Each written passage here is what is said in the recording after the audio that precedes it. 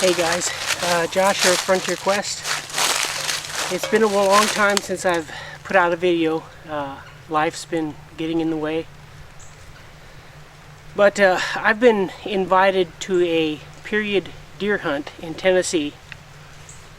And I'm making preparations for that trip. And I thought I'd throw a little video together on my preparations, what I'm taking along on this hunt. My cousin Jonathan's going to be there, along with his brother-in-law, who's the one inviting us, another friend, and then we're going to have a surprise guest that most people will know in the living history community. I'm going to save that as a secret until that video. But we're going to be spending basically 2.5 days up on a mountain in Tennessee in period camp, period gear, hunting whitetails. And so today I'm just going to go ahead and break down what I'm planning to take along on that trip. Alright guys, I've got everything fixed and ready to go, so I'm not going to be taking apart my bedroll. Basically I have 3 blankets here.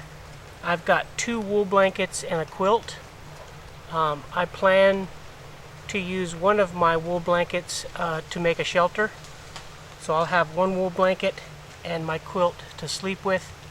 The weather's supposed to be pretty decent, around 70 degrees, so it'll be probably pleasant sleeping weather. Inside of this roll I have a few extra items of clothing. I have got a cap to wear at night or if it gets colder, a pair of extra stockings, and a waistcoat, a sleeveless waistcoat, in case it gets cool while we're hunting mornings or evenings. So that's all I've got in here. And attached to my bedroll I had this little brass trade kettle, and then a homemade it's a very small tin homemade kettle. This is not period correct. This is for like boiling coffee for myself, some things like that. I'm taking very minimal cookware and items. Let me see if I can find it here. Along with that, I've got a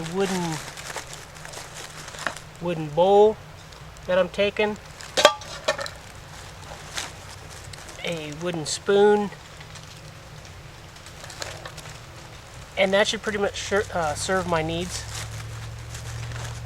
As far as food, we're hoping to do some hunting, possibly even small game hunting, to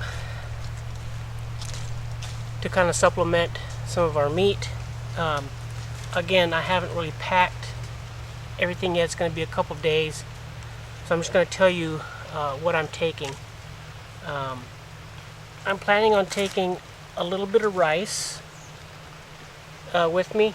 Yeah, that's always good with meat. If we shoot a squirrel or kill a deer early and have some backstrap, we can have some rice with it. So a little bit of rice.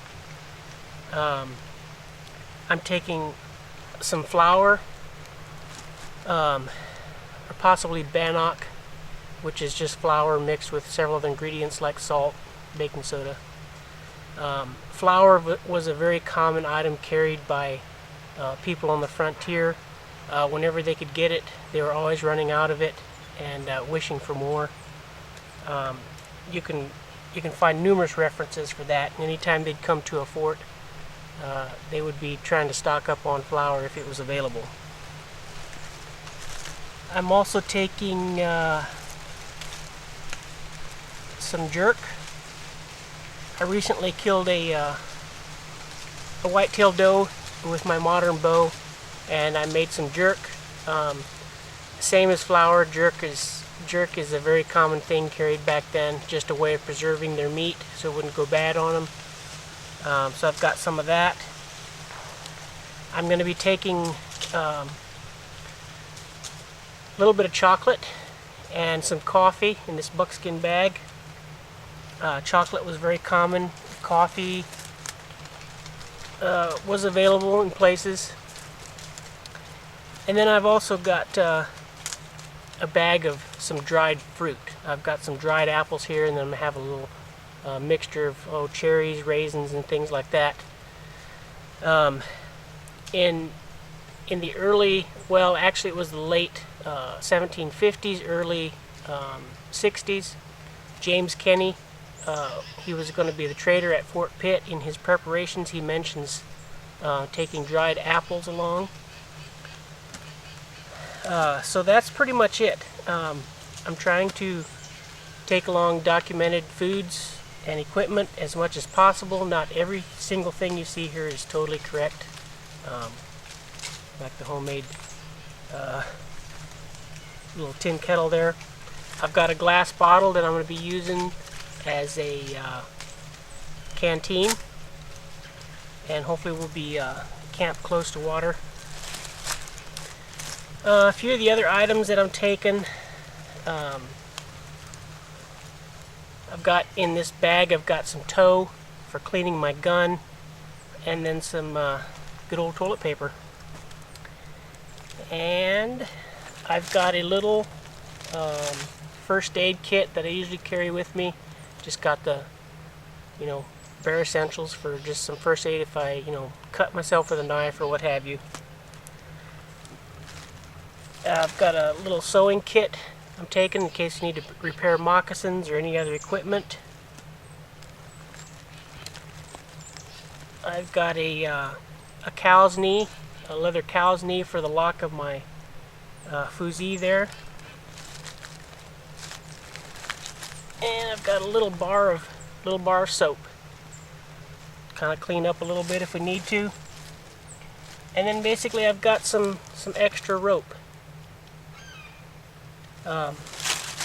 Just for helping set up my tent and so on. A little bit of rope always comes in handy. But guys, that's pretty much it. Going pretty light. Trying to be as minimal as possible because we're walking in this mountain. Normally, in a historical context, they would have had horses or canoes. But we don't have horses, and this is not a place that you can canoe into. So we're doing it on foot and trying to be as minimal as possible. Of course, I'm going to have my 62 caliber fusil de chasse. That's what I'm going to be using. I'm going to be taking, I've got a little shot pouch here that I made while I was in Alaska. I've got some loose round ball in there, an extra flint. I've got a little pouch of shot for squirrels and so on. We decided to do some squirrel hunting. I've got my flint in there for flint and steel fire making. I've got a whitetail antler powder measure.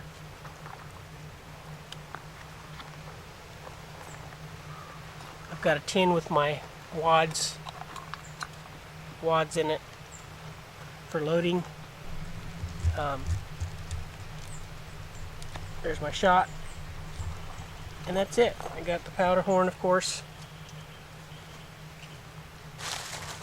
As far as clothing, I'm going to be dressed pretty much like I am today.